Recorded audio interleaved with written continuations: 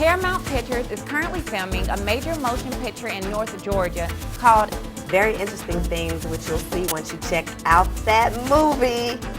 We generally work on a few different types of projects. Obviously, we do a lot of short films. Michael, how did you get started in filmmaking? A very large part of the success of any project. I started my filmmaking career actually on a cruise ship making short films. Wow. I'm the executive producer to our new feature film, The Common Denominator. Tell us a little bit about your character in the film. She's really upset from the beginning, from the get-go. Tell everybody a little bit about yourself. Well, basically, I somehow started acting in 1992.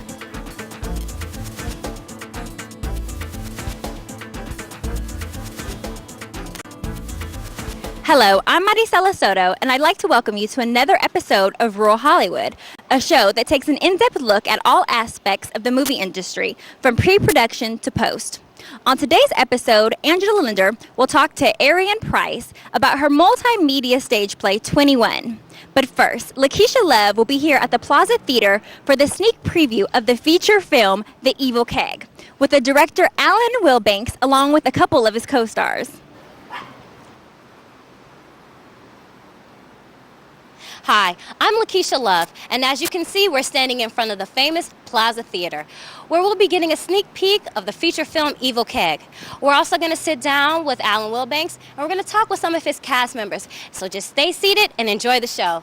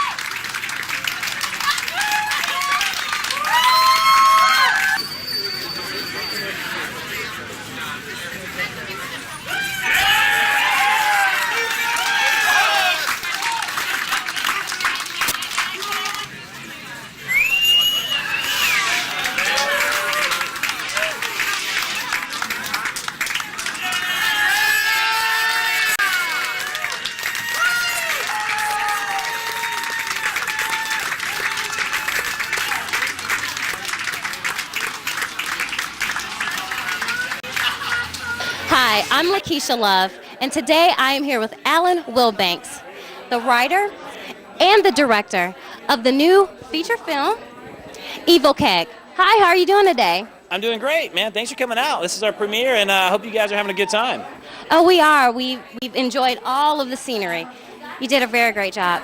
Can you tell me a little bit about your film today? Yeah, absolutely. It's the basis of the film is about this evil beer master. Okay, it's a female. She works at this brewery called the Brewing Company. She comes up with a 0-calorie beer, but the only thing, it has a side effect. It turns people into flesh-eating freaks. Wow. Okay, so she ends up getting fired from the brewery, and then Marcus, the owner of the brewery, makes that decision. Then she ends up coming back, sneaking back into the brewery, and starts making all this beer for the entire townspeople and turning them into flesh-eating freaks. So now Marcus has to come back, try to take over his brewery, try to do something about the townspeople, and of course he falls in love too. Wow, that's perfect. Well, about you know, how does it feel with this being your second production? You know, it's weird. It's been actually a very interesting kind of concept here as far as the Evil Keg goes, but the cast and the crew have been amazing. We've really kind of stepped it up for my next production. I think it's a higher level of production. The cast definitely brought it out. I don't know if they're any better. You never want to say that, but you also want to say, hey, you know, this is a different cast. These guys did a great job. Very experienced, and I tell you what, anybody from Motorhome Massacre to Evil Keg, you know that there's a lot of talent here in Atlanta. Right. It's amazing how many talented people there are here that just don't get the accolades, and so that's what we're trying to do tonight. Well, speaking about, you know, there being a lot of talent and things things like that in Atlanta. How do you feel about the film scene in Atlanta? You know what? It's actually growing, and it's a great film scene here. There's a lot of local people that that work at Turner or like a lot of other like places like Cox or wherever. There's a lot of people here that are already in the film industry, but not necessarily feature lengths. So these people are using their creativity, coming up with some really interesting concepts. We've got a 48-hour film project here that just was last weekend, and then we also have the Atlanta Film Festival here. They did a rapid eye movement. These guys are always trying to produce something here, and that's what you need to actually build a community from the grassroots up. Right. Well, that's perfect. Can you share with our audience some way to be able to contact and find out about this film? Because I did get a chance to check out the trailer. I loved it. I'm anticipating checking this film out right now. I love beer, so that was a great incentive for me. I'm from Wisconsin. You gotta love it. I'm serious. I'm from Wisconsin. So can you share with us a way to be able to contact and find out more about what you do? Absolutely. I mean, the easiest way probably is go to www.evilkeg.com, and we have a newsletter right there on the bottom of the page, the homepage. Sign up for our newsletter, and we have thousands of people on that list that actually get updates, and that's one reason we're able to get so many people out to this sneak. Well, actually calling it a sneak preview, is because we have such a great community feel. We have so many people on the newsletter, and I tell you what, that's what it's about. Like I said before, growing that grassroots kind of thing from the bottom up instead of the top down. Definitely.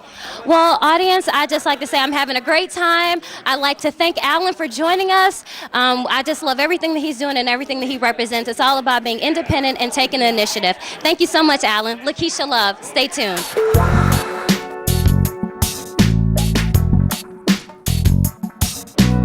I found the solution to the zero-calorie beer.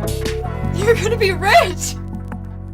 We got a fresh keg right here! Yeah, enjoy yourself! I think there's been a mistake here. This doesn't make any sense. She's got way too many chemicals.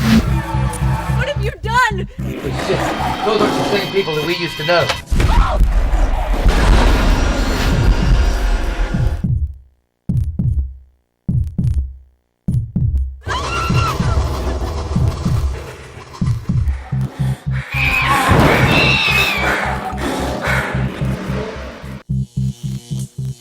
There's been a murder here. There's body parts all over the cooler. Someone call an ambulance! They were trying to kill us like a pack of wild dogs. Hey, let me in! I can't hold him off! Get something to beat him up!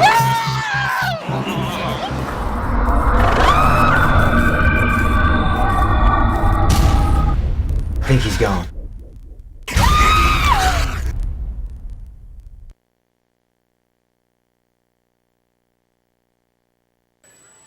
Hi, I'm Lakeisha Love, and today standing next to me I have Sandy McGee, and I also have Karen Jones, two very talented actors from the film Evil Keg.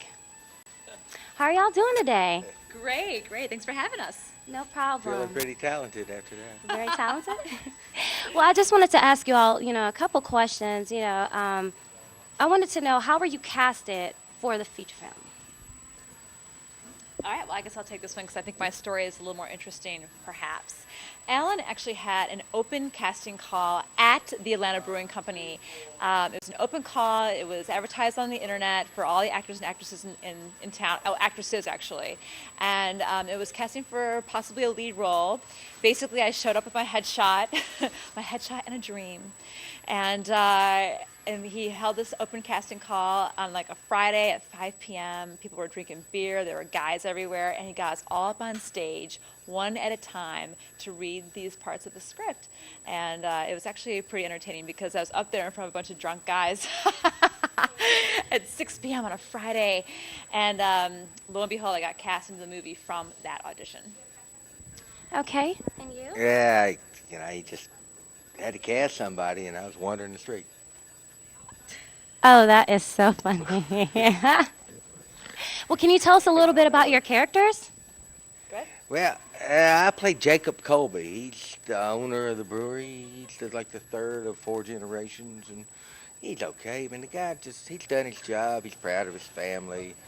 He's retired and glad to give it over to his son. He don't understand his son. The kid's a little weird, but whatever. The brewery will go on. It's always going on. He didn't particularly want to do it, but he did it. spent his time, and he's got himself a new wife. He don't know if he loves her or not, but you know, she's certainly better than the old one. And that's just what he is. And he grows up in the movie. He goes from being sort of like, I don't care, to I need to do something, to, oh my God, I need to save my son. And what about your character? I had a really cool character to play, or a very interesting character. I played Vivian, or otherwise known as the evil beer mistress. She makes quite a transition in the film. She goes from disgruntled brewery worker. She's very intelligent. She feels like she's just too good for the brewery and too good for that job, and feels very underappreciated. And she eventually gets to a point where she snaps and decides to kind of take matters in her own hands, and becomes very empowered, and decides like this is her way to get revenge. And she becomes a very empowered and powerful and evil woman. She wreaks a lot of havoc, and she's actually very demented. She's a very demented character. Well, speak other projects. I need to know some other things that you all are working on, because I was so very much entertained just by, watching the film. I mean, I loved it. I laughed. I was in shock. All these emotions all at one time watching this film. So I need to know what other projects are you all working on? Well, the next play anybody will have me in, which goes for a long time. But I'm actually writing and going into sort of producing and working out a single person show. There's been Mark Twain, Will Rogers. Well, I'm going to do Jackie Gleason. Hopefully you'll see that someday. Great. What about you? Well, I just completed my biggest project of my life. I just had a baby 8 weeks ago. Congratulations. Thank you. I actually, one little known secret is I was pregnant during filming of Evil Keg. I was 4 months pregnant. Wow. Yeah, when I was on set. So, that kind of put a... exactly. That kind of not put a halt, but definitely, I haven't been doing any acting while I was at the end of my pregnancy in the last few months. But now that I've had the baby and I'm 8 weeks out, I'm getting back into the gym. I got 10 more baby pounds to lose, but it's coming off. And I'm actually in talks with a couple of friends of mine who are director producers and who are working on projects, and hopefully they can write me in. So. Wow, that's amazing. You look great. Woo! Yeah, look great. I never would have been able to tell that you were you look great. I mean, yeah, because you even looked amazing, during the film. So I was, it's awesome. And again, congratulations. Children are like one of the most beautiful assets in the world. He's amazing. My little son, I'm in love with him. Yeah. Well, I know my audience will love to keep in contact with you all. Can you give us some contact information? I don't know if you have a website or a webpage, but we'd love to have that information. Well, I just think everybody could go to the Evil Keg website. I mean, Alan does a great job. There's a bio there, and it lists the website, and whatever happens with us, I'm sure he'll keep up with it. And for right now, that'd be great. Yeah, be the best absolutely. way. The Evil Keg website is evilkeg.com. We're all on there, our bios, our headshots, and I think also some contact information might be on there as well. So that's the best bet. If it's not, it will be tomorrow. Right. If it's not, it will be tomorrow. I mean, actors got hat in hand all the time. Yeah. And we just appreciate it. Yeah, we appreciate it. Well, I'd like to thank my special guest today. The film was great. The actresses were great. So I'm standing here again, Lakeisha Love, Sandy McGee, and Karen Jones. Hope that you all enjoyed that sneak peek of the Evil Keg. I'd like to thank Alan Wilbanks and his cast members, Sandy McGee and Karen Jones. Back to you all. Love. For more information, log on to our website at www.ruralhollywood.com. Next up is Angela Linder and her interview with Arian Price about her multimedia stage play 21. Hello, I'm Angela Linder with Rural Hollywood, and we're here with Arian Price of Priceless Productions. Hi, welcome. Thank you so much for having me. Thank you. Well, Well, can you share with our audience what your background is? I was the kid who at 3 or 4, my mom said I would come in the middle of the room and do a whole show, have the brush, everything. You know, I used to pretend when I was 5 that I was Arsenio Hall. So I'm sitting up in there, you know, setting my audience and everything. That's always been kind of a natural thing for me. So that was my minor. I went to Clark Atlanta University, graduated in '04, and that was my minor, but my major was in television broadcasting. So a lot of the time when I was at Clark, I had internships at CNN. I did several stories that made headline news, which was big for me because I was only 19. I worked with Robert Townsend over at the Black Family Channel, and that's actually the first time that I started really writing, because I was able to write and produce a piece for his show Playhouse 22. And at that time, that was the first time where I wrote something, I produced something, and I acted in something that I created all at one time, and I got to see it, you know, kind of manifest. And that was such an exciting process for me that I knew acting is my first love, but I knew that I was going to find somewhere to put writing in, because I enjoyed seeing it go from paper, you know, to screen. And actually, that's what kind of gave me the catalyst to write 21, because when I was going to Clark, I felt that, you know, auditioning for pieces, there aren't that many roles, you know, for Black women or Black people, period. So me being the person who likes to build their own stage, I just decided, why don't I create, you know, the quality roles that I feel like are missing? Because my line sister told me once, she said, you have to be the change that you want to see in the world. So I felt that in the groups I was in, theater, you know, film, people were always complaining about that, and still it's a problem now. But what I'm trying to do with 21 is to make a wave of change so we see more positive images of young Black people in general, because I think my generation gets a lot of slack. So my acting kind of waved into my writing, and now they're both equal loves, but I think acting was my first and still the most natural thing for me. Oh, good. Well, tell us about your theatrical production of 21.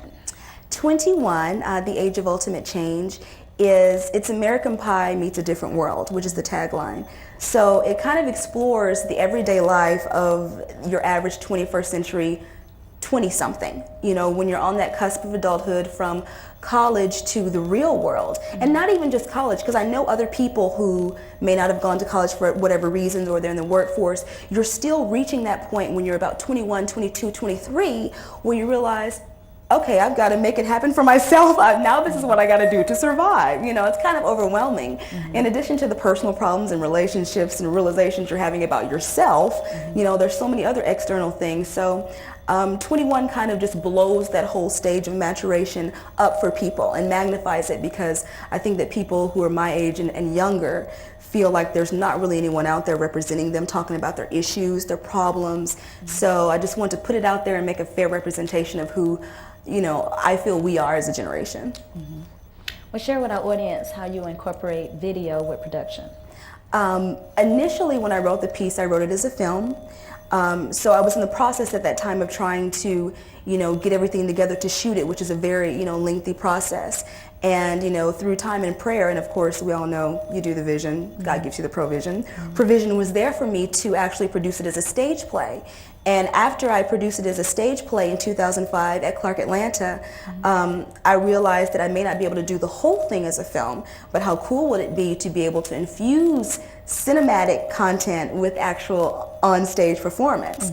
And so I have several scenes throughout the piece that are actually done on film. So as you sit there, it goes from film, live, film, back to live. Kind of gives you a really dual entertainment experience, I like to say. Okay. Well, let's take a look at the clip from 21. Okay.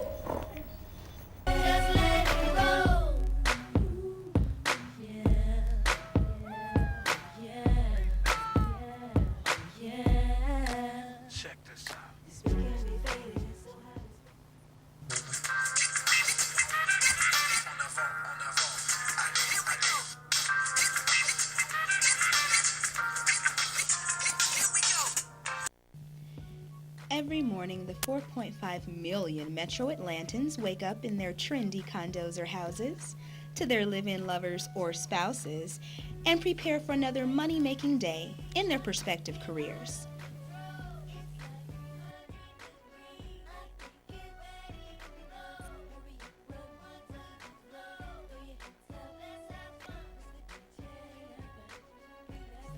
Then there are people like me.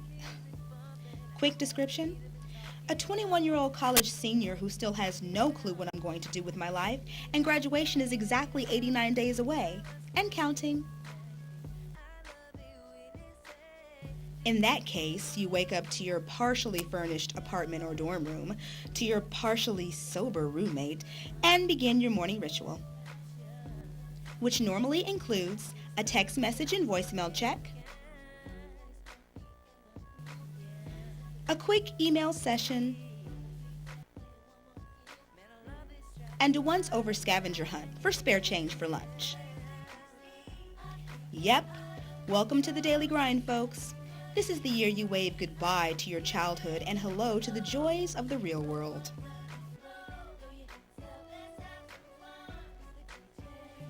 This is also around the same time your parents developed the "when are" syndrome. When are you going to find a job? When are you going to find a man? When are you going to graduate? When are you going to call your grandmother back?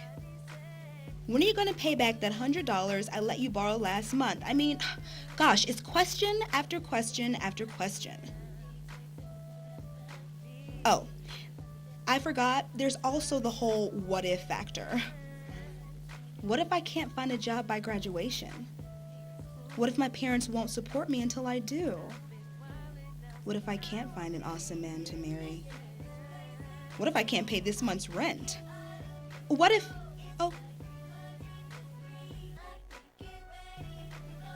what if I just chillax with Chloe and smoke doobies all day? Well, that's one thing I'm pretty clear about. Well, life. My life at 21. Tell us about your upcoming 24-city tour. Well, 21 is going to be going on a 24-city Southeastern tour starting in the fall. It's actually a college tour, so we'll be going to a lot of Southeastern cities, as well as I recently got distribution with Transworld, who, if you all don't know, they're over the Sam Goodies and FYE stores. So we're going to be in Warehouse Music. So we're going to be doing in-store promotionals in FYE stores in the cities that we're doing the play in.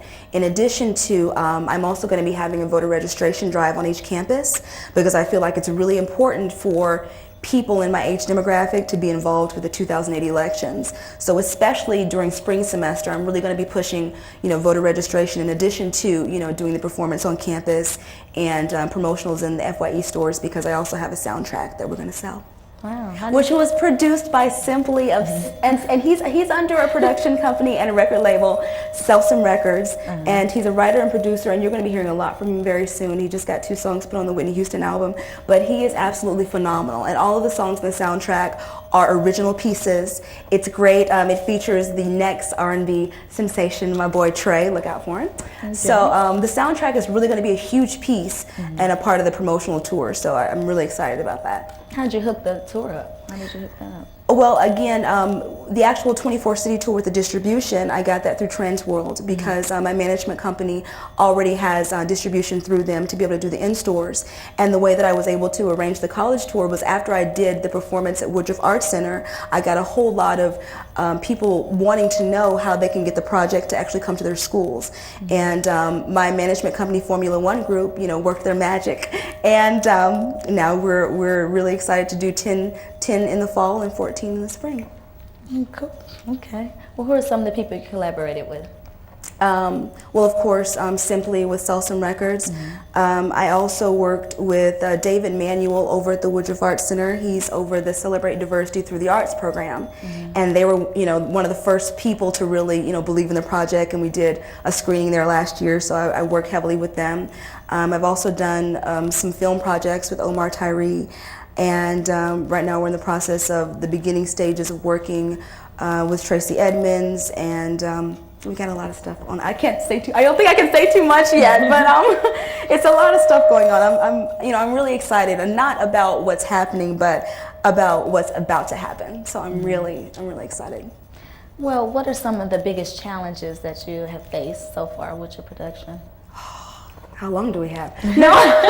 I would say, well, the first challenge for me, personally, and I think this is something that everyone who is trying to manifest a vision goes through, which is I had to fight my fear of failure, you know, and really just fight fear in general. Because when you're starting something bigger than yourself, you always have those areas of doubt, hesitation, speculation, reservation, and that keeps you from moving forward, and you become stagnant. So, you know, for me, I had to get the revelation one morning in prayer. I've been an intercessor now for 3 years, and I pray for an hour in the mornings. Very powerful, people, you got to catch on. And one morning in prayer, God said to me clear as day, he said, Ariane, the places I have you to go and the things I have you to do, fear can't go there, and fear can't do them. So if you want to do those things, you got to let it go. You know, so you really have to turn yourself completely over to your faith and just jump into it, which is really hard.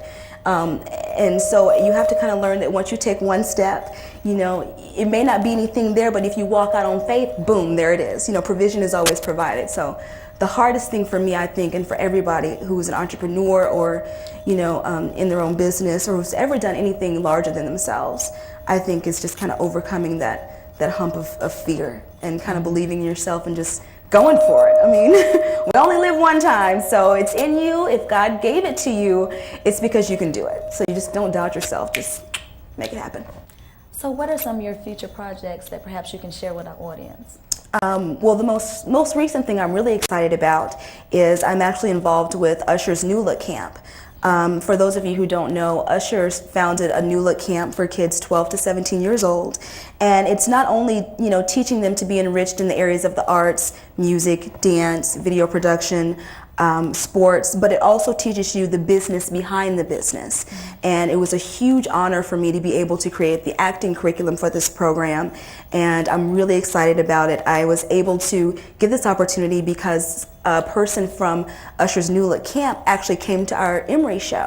I did a show at Emory in April over with the African American Studies Department, and my manager, Tangela Halliburton, actually got a chance to speak with this individual, and I have the best manager in the world. So once you speak to Tangi, it's on. And you know, meeting after meeting, and it was solidified, and you know, I was asked to do it, and I'm really excited because I've always wanted to, you know, be able to do something with young people in my field, outside of just, you know, acting. I feel like philanthropy and things like that are really, you know, our real purpose outside of our gifts. So doing this camp is really something I'm excited and very proud to be a part of.